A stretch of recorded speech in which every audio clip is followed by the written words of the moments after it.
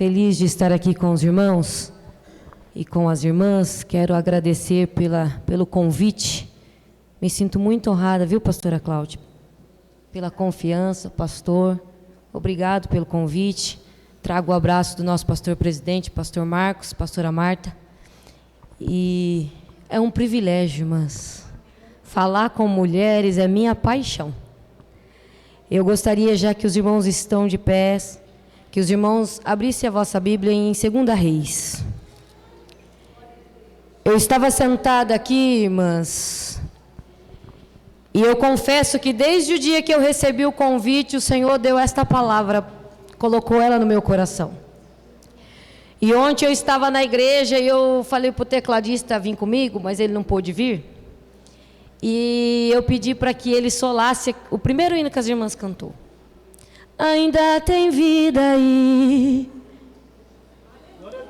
E mesmo que o cenário diga que é o fim, e as evidências gritam que é para desistir, mas Deus está dizendo: ainda existe vida aí, ainda tem vida aí. E quando as irmãs cantaram esse louvor, eu disse: Senhor, é esta a palavra. 2 Reis, capítulo 4, versículo 20 e versículo 30, diz assim a palavra do Senhor. E ele o tomou e o levou à sua mãe, e esteve sobre os seus joelhos até meio-dia, e morreu. Versículo 30, porém disse a mãe do menino: vive o Senhor, e vive a tua alma, que não te hei de deixar. Então ele se levantou e a seguiu. Podeis se sentar.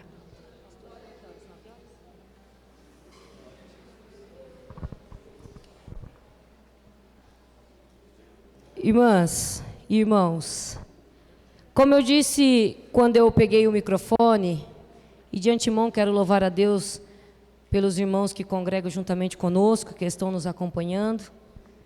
Eles caminham um pouquinho comigo, irmãos. A gente pastoreia a igreja já há alguns anos, e aí eu costumo trazer minhas ovelhas comigo, que aí eles ajudam, né, irmãos? Dão-nos glória a Deus ali para incentivar a gente.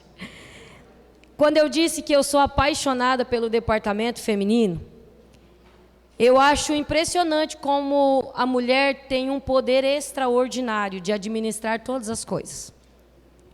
A mulher, ela se levanta pela manhã, na maioria delas se levantam pela manhã, né? Se for se baseada na mulher de Provérbios 31, ela se levanta pela manhã. Ela organiza a casa, ela cuida do filho, ela leva o filho para a escola, ela lava a roupa, ela passa a roupa, ela guarda a roupa, ela faz almoço, ela busca os filhos na escola, ela serve o almoço, ela prepara o café da tarde, ela prepara a janta, ela cuida da roupa do marido, ela põe os filhos para tomar banho, ela se arruma para vir para o culto, enquanto ela se arruma, ela põe um louvor, ela ensaia o louvor, ela vai preparando a pasta, e aí ela já separou a roupa do marido, o terno do marido, deixa tudo pronto, o prato já está na mesa, o café também, e ela começa a se preparar e ela vem para o culto. E há uma disposição, irmão, sobrenatural.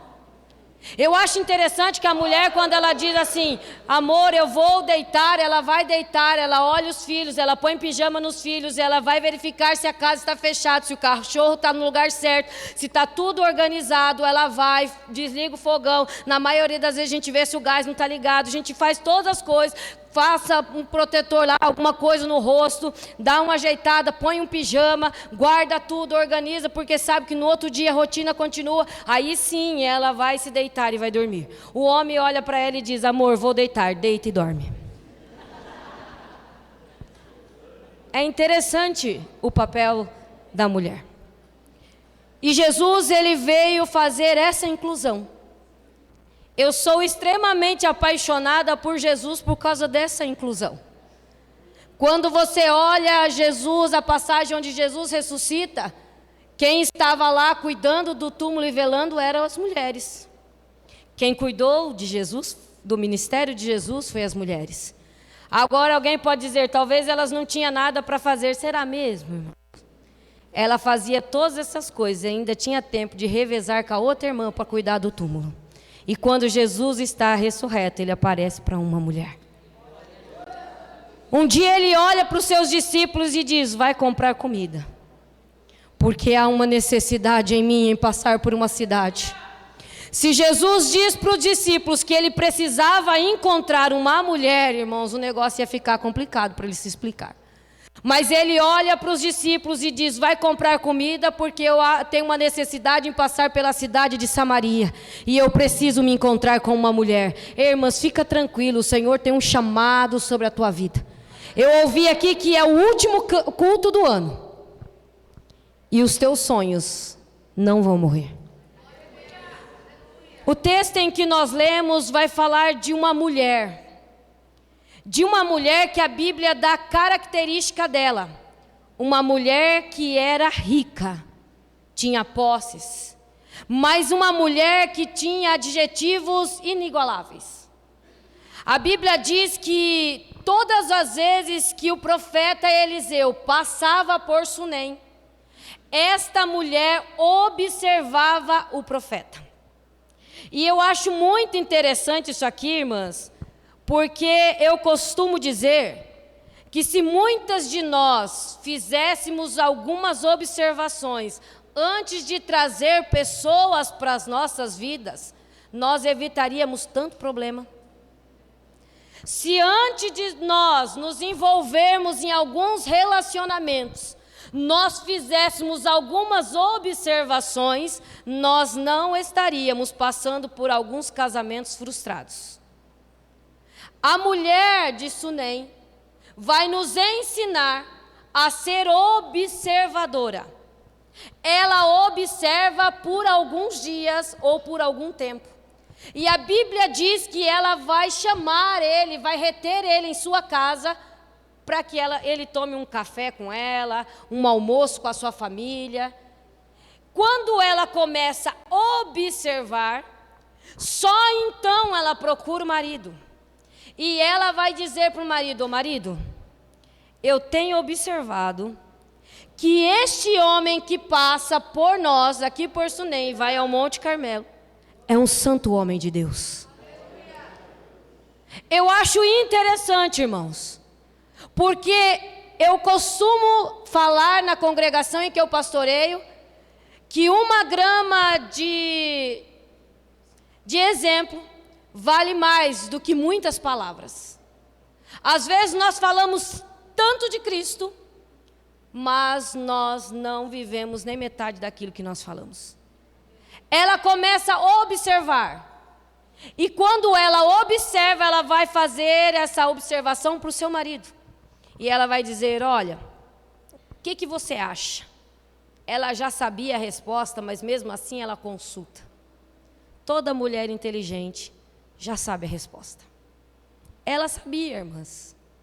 Ela já sabia o que o marido ia dizer, mas ela vai consultar o marido. Eu, às vezes, me pergunto nesse texto. Algumas irmãs falam assim: não, eu faço tudo por conta própria e não consulto o meu marido. Ele nem se importa, ele não opina sobre o que eu visto, sobre o que eu faço. Sabe por que ele não faz isso, irmãs? Porque o primeiro dia que ele falou sobre a sua roupa, você disse: eu cuido da minha vida. Então ele não se posiciona mais.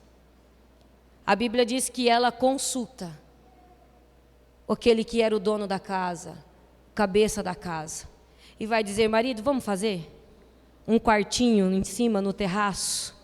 Porque eu reconheço que ele é homem de Deus. E fazendo este reconhecimento que ele é um homem de Deus, eu conheço o papel que ele exerce. E ele exercendo um papel de profeta, nós vamos fazer um quartinho para ele acima, como reconhecendo a soberania de Deus que estava acima deles. Eles fazem um quarto pequeno. Coloca a cama, coloca um candeeiro, coloca a cadeira, como as irmãs já sabem, os irmãos já sabem. E um dia eles começam a observar aquela mulher. E ele vai dizer: ô Geazi, o que ela precisa? Ela tem tudo. Aparentemente essa mulher não precisa de nada. Geazi, ele pode ter inúmeros defeitos, mas é outro que nos ensina uma grande lição de ser observador. Ele vai olhar para o profeta e vai dizer assim: ela não tem filhos. Só que antes disso, o profeta vai dizer para ela assim: você quer que eu interceda por você ao rei? Ela vai dizer: não, já sou feliz no meio do meu povo, no meio da minha família, na minha nação, já tenho tudo que eu preciso. E aí Geazi fala: ela não tem filho. O profeta chama aquela mulher e diz para ela que ela iria conceber. E ele libera uma palavra para ela, igual os anjos liberaram sobre a vida de Sara. E ela diz para ele: não minta para a tua serva. Mas o tempo passa. Porque é uma observação que ele faz, ele diz: não tem filho, e o seu marido já está avançado em idade. Há uma impossibilidade de gerar aqui, irmãs. Só que quando nós ofertamos a alguém, o Senhor sabe o que está por vir para nós. Esta mulher tem o coração desprendido. E ela vai fazer uma oferta sem querer nada em troca. Ela vai ofertar sobre a vida deste homem um quarto, uma cama, uma cadeira, um candeeiro. Ela não imaginou o que ela podia colher dessa oferta. Eu gosto muito da passagem de Ló por causa disto. Que ele nem imaginava que ele estava recebendo quem daria o livramento para ele.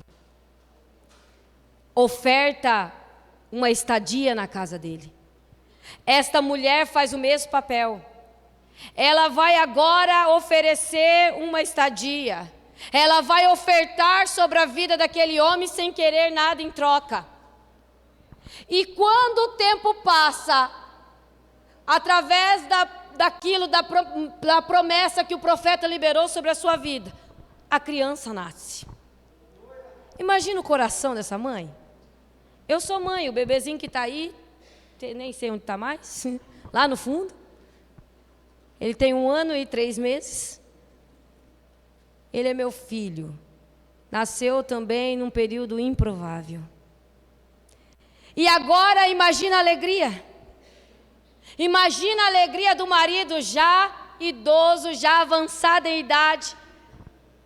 Ali com o bebê no colo, brincando, ensinando a Torá, lendo para ele a palavra do Senhor, orientando.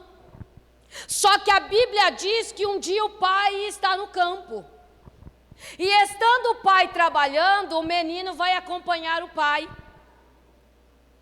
Eu imagino, porque quando você lê sobre a cultura judaica, você vai ver que um menino com 12 anos, ele já tinha que ir para o campo para aprender aquilo que o pai fazia. Eu imagino que este menino tinha por volta de 12 anos de idade. E agora ele está com o pai trabalhando e ele começa a reclamar de dor de cabeça. Eu não sei se ele pegou uma insolação, que leva a acreditar que sim, porque o lugar que ele estava era muito quente. E ele começa a dizer: ai minha cabeça, ai minha cabeça, ai minha cabeça. O pai então chama um dos seus servos e diz: leva para a mãe. Quando a mãe pega o menino com dor, ela pega uma das cadeiras, senta na cadeira, põe o menino no colo. Eu imagino a mãe orando pelo menino. Eu imagino a mãe clamando pela vida do menino. Eu imagino a mãe suplicando pela vida do menino. Mas a Bíblia diz que quando deu meio-dia, o menino morreu. Irmãs, eu quero te fazer uma pergunta. Tem coisas, tem projetos, tem sonhos que não dá para entender. Mesmo estando nos joelhos, morre. A porta que você pediu para Deus estava no joelho e fechou. O casamento que você orou a Deus estava no joelho, mas está em crise. O filho que você pediu a Deus estava no joelho, mas está na biqueira enquanto você está aqui dentro. Existem projetos e sonhos em que nós não entendemos, porque mesmo estando nos joelhos morre. Mas eu fico olhando o controle emocional desta mulher e eu fico impactada. Ela pega um menino, ela vai entrar dentro do quarto do profeta. Ela ofertou uma cama. Mal sabia ela que ela colocava o menino sobre um altar. Ela ofertou uma cama, mas ela colocou o menino no altar. Irmãos, existem milagres que para ser recebido precisa de súplica, precisa de joelhos e precisa de altar. Ela coloca o menino, fecha a porta. Olha, irmãos, que controle emocional que esta mulher tem. Ela vai chegar para o marido e diz: dá um dos servos, dá umas da jumenta, que eu estou em nome de Deus. O menino morto dentro da casa, dentro do quarto, em cima da cama. Parece que é como se eu pegasse agora aqui e fosse ali no centro de São Roque. Mas não é tão simples assim. Nós estamos falando de uma jumenta. E uma jumenta anda no máximo 5 km por hora. Esta mulher estava mais ou menos a uns 30 e poucos quilômetros da onde o profeta estava. São mais ou menos aí umas 6 horas de viagem.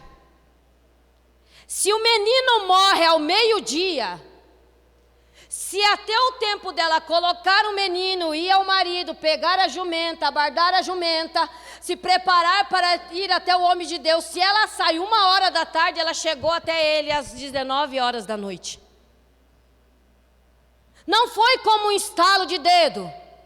Agora imagina o controle dela em olhar para o marido e dizer: está tudo bem. Irmãs, sabe por que o seu casamento anda? Porque na primeira crise que você vive, em vez de você colocar no joelho, você corre para o Facebook. Você sabe por que as coisas às vezes fogem um pouquinho do controle?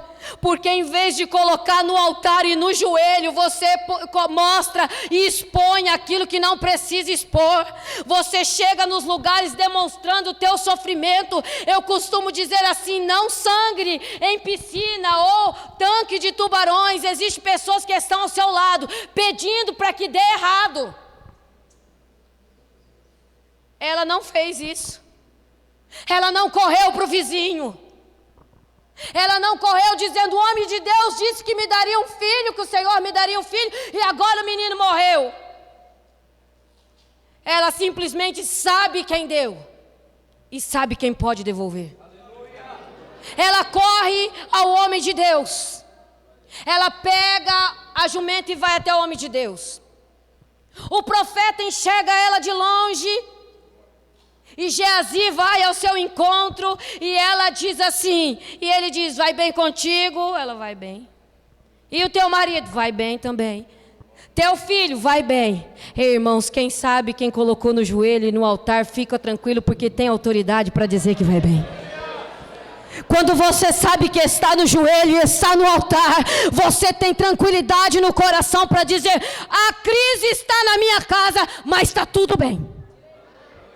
O celeiro está vazio, mas está tudo bem, porque o Deus de provisão vai trazer a provisão ainda essa noite sobre a tua vida.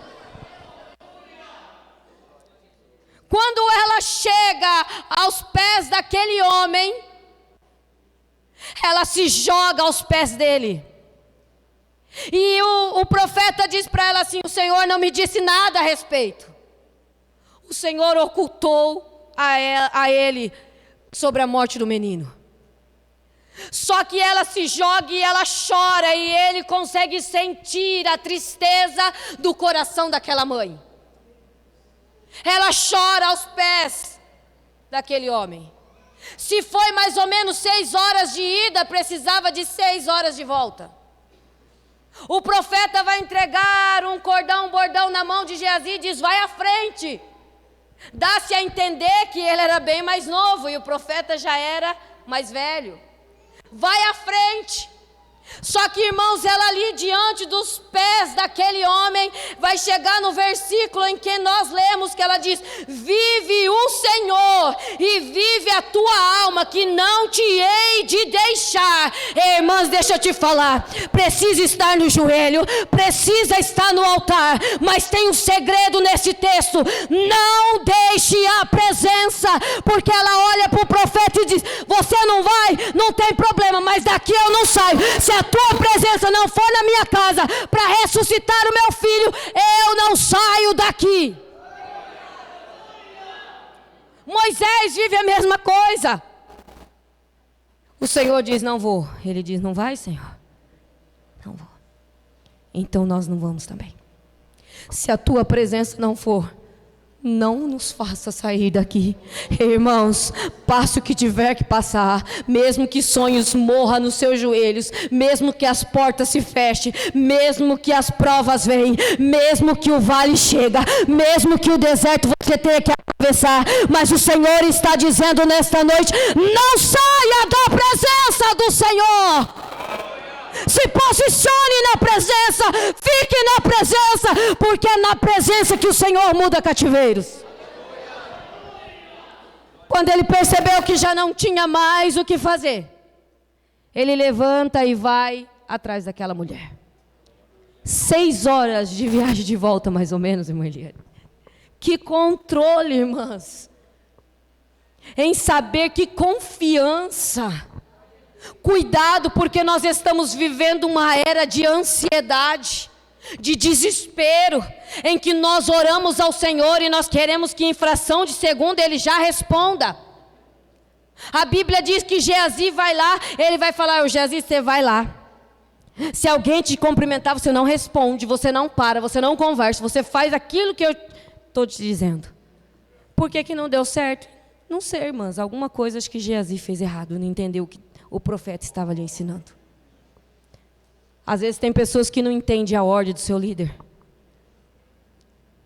Ele vai lá e volta e diz: não deu certo. Fiz o que você me pediu, mas não deu certo. A Bíblia diz que o profeta chega na casa, fecha a porta do quarto. Irmãs, o Senhor nos ensina em silêncio. Sabe por que o milagre às vezes não vem? Sabe por que as portas às vezes não se abrem? Porque em vez de você falar em secreto com o teu Deus, você expõe a sua vida para quem não precisa saber. O Senhor está dizendo: em silêncio, é você e Deus. Fecha a porta do quarto. Você vê que para acontecer a multiplicação daquele azeite, precisou se fechar a porta sobre a família. O profeta entra, está a criança em cima daquela cama.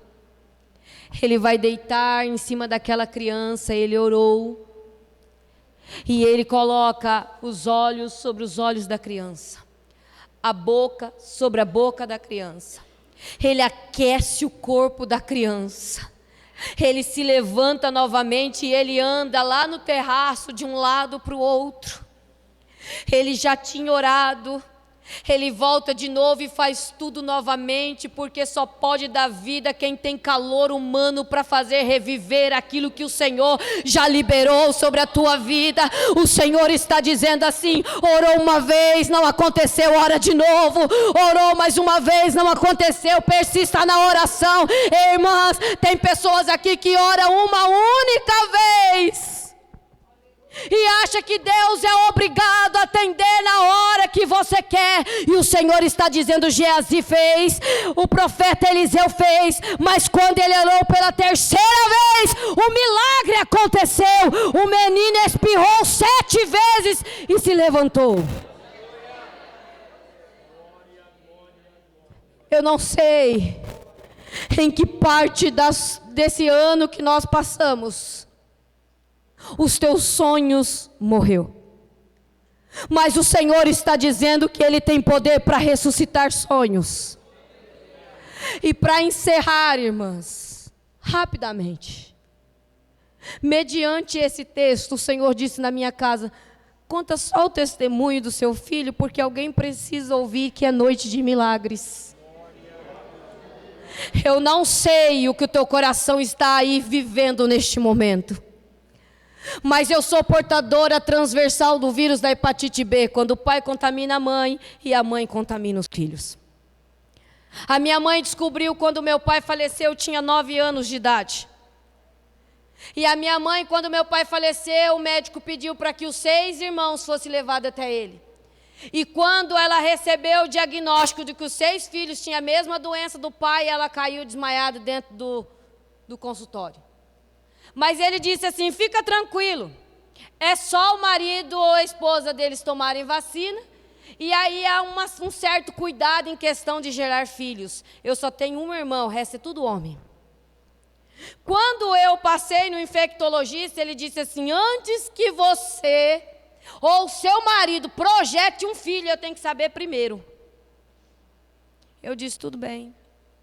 E um dia eu comecei a passar mal, e estou passando mal, e eu sou meio desligado com esses negócios, irmãs. Todos os meus filhos eu descubro, eu estou no quarto mês.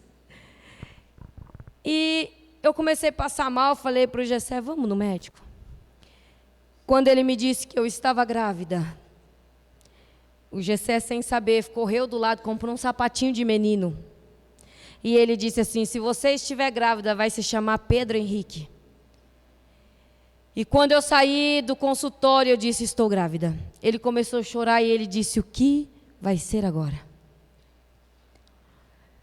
Quando eu comecei todo o tratamento, eu sempre tive nas minhas 3 gestações, porque eu sofri um aborto e tenho 2 filhos. Eu tenho uma gestação completamente normal. Não tenho nada que as irmãs imaginaram. Não tenho ânsia, não tenho nada, irmãs. Eu, se deixar, eu limpo até o teto da igreja. E eu tive uma gestação tranquila, normal, passei tudo bem. E aí o médico me chamou e disse assim: olha, eu vou pedir a vacina do seu filho, porque ela precisa já estar reservada no Hospital de São Roque, para que, se caso ele nasce, a vacina já tem que estar lá. A imunoglobulina tem que estar lá. E eu disse: tudo bem, doutor. E ele: eu vou prescrever e você vai lá da vigilância, faz todo o processo certinho, eles vão pedir a vacina e a vacina vai para lá. Falei: ok. Só que tem um porém. Ele pode tomar a vacina e não acontecer nada. Mas ele pode tomar a vacina e pode morrer. Porque ele pode ter isso. E foi assim, ó, relatando tudo que ele poderia ter. Mas a gente é novo, né, irmãos? Tem coisa que a gente não dá muito crédito, não. E aí foi tudo bem. O Pedro Henrique nasceu. Eu tenho um filho de 14 anos, testemunha dele, ele não está aqui. Nasceu branquinho. Quando eu olhei para ele, eu lembro que eu disse uma frase: ele é branquinho igual minha mãe. E aí passou-se algumas horas, trouxeram o bebê para mim. Eu disse para o médico: não é o mesmo não, porque esse bebê está amarelo. E quando meu filho nasceu, ele era branco. E esse aqui está muito amarelo. Quando eles perceberam, eles começaram a correr com a criança. Mas corre daqui, corre de lá, e falaram para mim: olha, só tem, pode levar para casa. E me mandaram embora. Quando eu estava em casa, e cada vez ele mais amarelo, e ele não estava amarelo, pastor, ele já estava verde. Os olhos dele eram verdes. Ele quase não mamava. Ele pouco tinha reação. Como com Deus não existe coincidência, Deus é Deus que cuida dos detalhes. Eu estava em casa e houve uma ação social na igreja do nosso bairro. E aí, quando eles disseram, estava o anestesista e uma pediatra. E aí ele olhou o nome do bairro, Capim Azedo. E ele disse assim: olha, eu anestesiei uma moça que tinha esse nome aqui do bairro, e o sobrenome era Bolgione. Quando ele falou isso, o vereador que tinha levado ele disse assim: é a nora do pastor. A nora do pastor ganhou o bebê. Ele disse assim, como é que está a criança? Parece que não estava muito bem. Falou, vou pedir para ela trazer aqui para você ver. Eu catei, ele me ligou, eu desci lá, levei o bebê. Quando ela olhou, ela disse, amanhã às 7 você esteja no hospital da Unimed, no primeiro horário. Ela não me disse nada, ela só disse isso, amanhã, com muita pressa, você leva o seu filho. Eu entrei às 7 horas da manhã no hospital. Das 7 da manhã às 5 da tarde eu fiquei ali. Eles me chamavam, faziam exame e me mandavam para fora.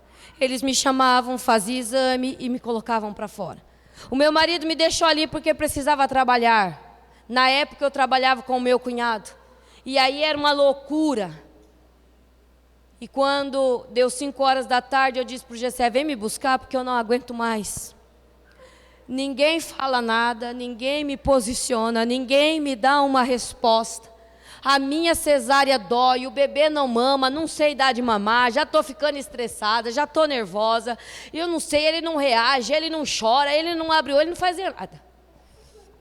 Quando eu cheguei em casa, tirei a roupinha do bebê que eu fui dar banho, o telefone tocou. Quando o telefone toca, diz aonde você está? Eu disse, em casa. Ninguém me falou nada, vim embora. Volta agora com pressa para o hospital. Quando eu voltei com meu marido, que eu estava na porta do hospital, meu telefone toca de novo. Quando eu atendo, é a pediatra. E ela diz assim, Regiane, não se assusta, mas o seu filho está sendo transferido para uma UTI neonatal em Sorocaba. O seu filho precisa de cuidados urgentes, porque ele vai morrer no seu colo. Eu sem entender nada. E eu tinha feito um propósito com o Senhor. Cuidado, irmãs. Você pode se esquecer daquilo que em oculto você orou, mas o Senhor não esquece. Quando eu entrei dentro da ambulância, ele disse para o Gessé, você não pode ir. Eu entrei dentro daquela ambulância, eles apertam o cinto de uma tal forma, irmãs, que parece que a sua cesárea vai abrir inteira. E eu olhei aquela criança verde, sem reação, não chorava, não tinha sentido algum, parece que ficava só paradinha lá, se mexia, se a gente mexia, mexia, se não mexia, também não mexia. E eu comecei a cantar assim, se atentamente ouvir a Deus e os mandamentos seus, obedecer. Eu acho que eles pensaram que eu estava doida. E aquilo anda a milhão, irmãos. A milhão eles andam e o Gessé atrás.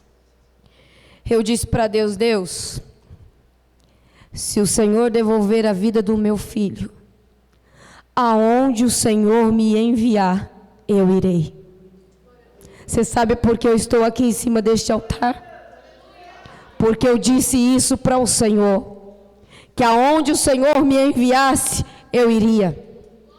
Eu me recordo uma única vez que eu vim aqui para São Roque, porque eu vim do interior de São Paulo, a 400, 500 quilômetros, me casei e vim para cá, e eu vim num culto, numa igreja, mas eu tenho uma recordação sobre uma igreja, que eu estava sentada, e aí a esposa do pastor disse, irmã, você canta? Eu disse, não canto. Irmã, você prega? Eu disse, não prego. Irmã, você fala? Eu disse, falo, mas não sei falar no púlpito. Ela disse, começou a cantar as irmãs lá, Deus não se agrada das pessoas que não têm coragem. Quando eu estou sentada, irmãs, eu vejo aquela irmã mais cheia de Deus. Sabe aquelas mulheres que você olha e você sabe que ela tem Deus até o tutano? Ela disse, ela veio rodando e ela apontou o dedo na minha cara e disse, eu te dei o dom, mas você enterrou. Irmãos, quão triste é ouvir isso de Deus, que Deus te confiou algo e você foi incapaz de exercer o que o Senhor te entregou. E eu disse, Deus, aonde o Senhor me enviar, eu irei. Meu marido fez a mesma oração. Cheguei na UTI rapidinho para eu terminar. A médica pegou a criança e disse, daqui para dentro você não entra, já era quase 11 horas da noite. Eu disse, tá bom. Fui procurar meu marido e vai. Não, eram umas 9 horas, né, Gê? A igreja ainda estava lá, estava tendo culto. Eu liguei para o meu sogro e disse, ore por nós. O Pedro foi para um UTI, ninguém disse nada, mas pelo quadro ele está com leucemia. Pelos exames. Nós entramos em pânico, irmãs. Nós choramos, nós nos desesperamos. E eu disse na porta do hospital: aonde é que está Deus? Quando você precisa dele. O meu marido olhou para mim e disse: no mesmo lugar de sempre. Eu entrei em pânico porque era o meu filho, eu tinha projetado tudo para ele. Eu vim de uma infância extremamente pobre e miserável, então a gente projeta para os nossos filhos aquilo que nós fomos privados de ter. E quando deu por volta de 1h da manhã, a médica nos chama com uma pasta de exames e disse assim: quem é o pai e a mãe do Pedro Henrique Bolgione? O meu coração já imaginou: pronto, vou receber aqui o laudo que o menino morreu. Ela chama nós numa salinha dentro da UTI e diz assim: olha, aqui está a pasta com os exames de que seu filho veio de São Roque. E aqui está que eu refiz. Aí ela olha para nós e diz assim: vocês creem em milagre? O meu marido olha para ela e diz assim: eu não creio em milagres. Eu vivo o milagre. Ela olha para nós e diz assim: então se você vive milagre, o seu filho é um milagre, porque ele chegou aqui com esse diagnóstico. Mas quando eu peguei a criança na mão, uma voz me dizia: refaça os exames. E eu disse: não, não pode. Quando eu olhei, só estava eu e mais um, mas a voz continuava a dizer: refaça os exames.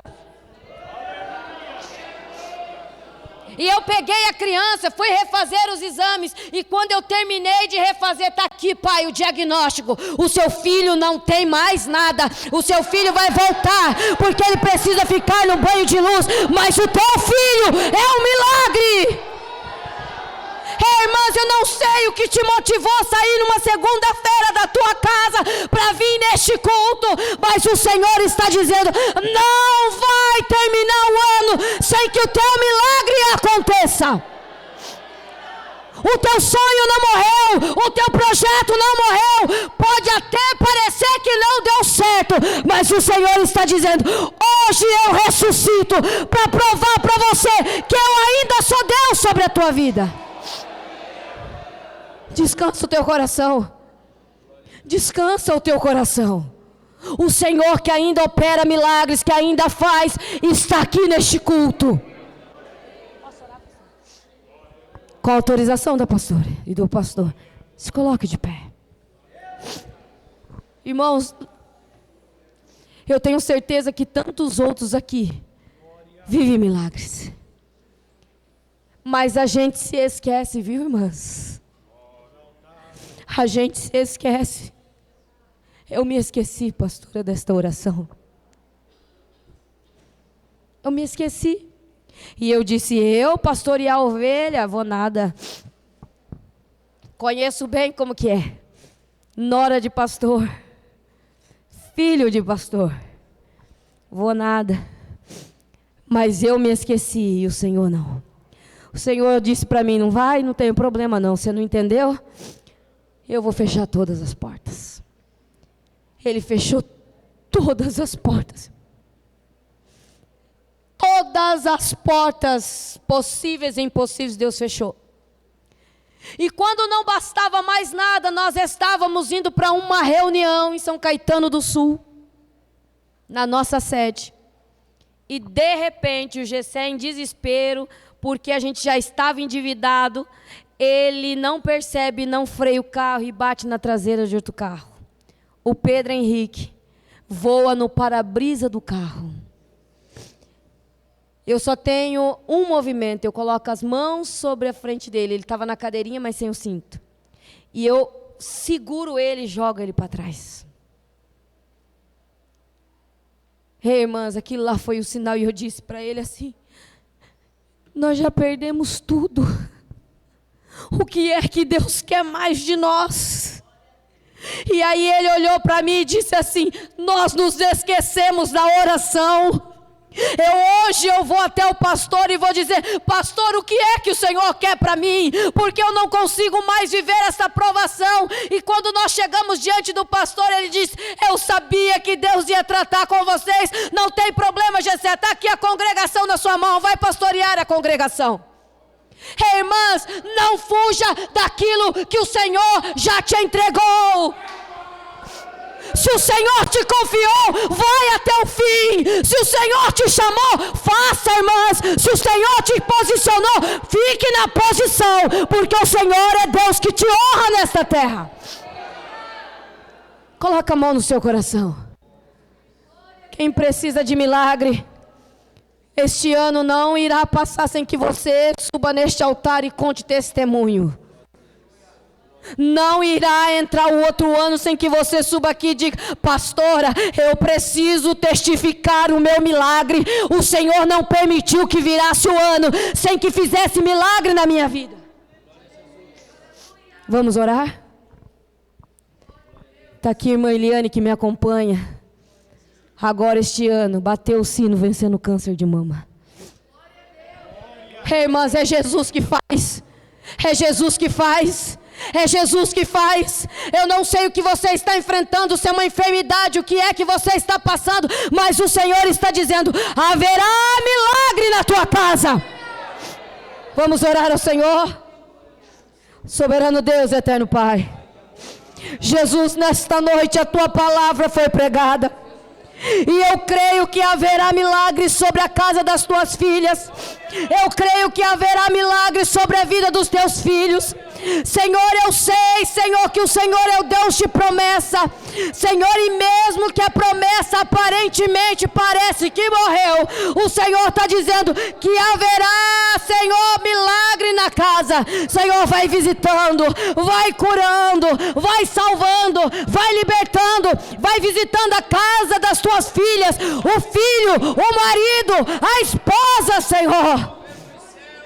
Que elas possam viver milagres, Senhor, que elas possam testificar de milagres, porque eu creio que o Senhor ainda é o mesmo, o Senhor não mudou. Senhor, que nessa noite cadeias sejam quebradas, Senhor, que todo laço lançado sobre a vida do teu povo seja desmanchado agora pela autoridade do teu Espírito Santo. Senhor, entra, Senhor, sobre esta casa, e que haja repouso, Senhor, de tranquilidade, de paz e de confiança de que é o Senhor que irá fazer pelo teu povo, em nome de Jesus, amém. Deus abençoe, irmãs.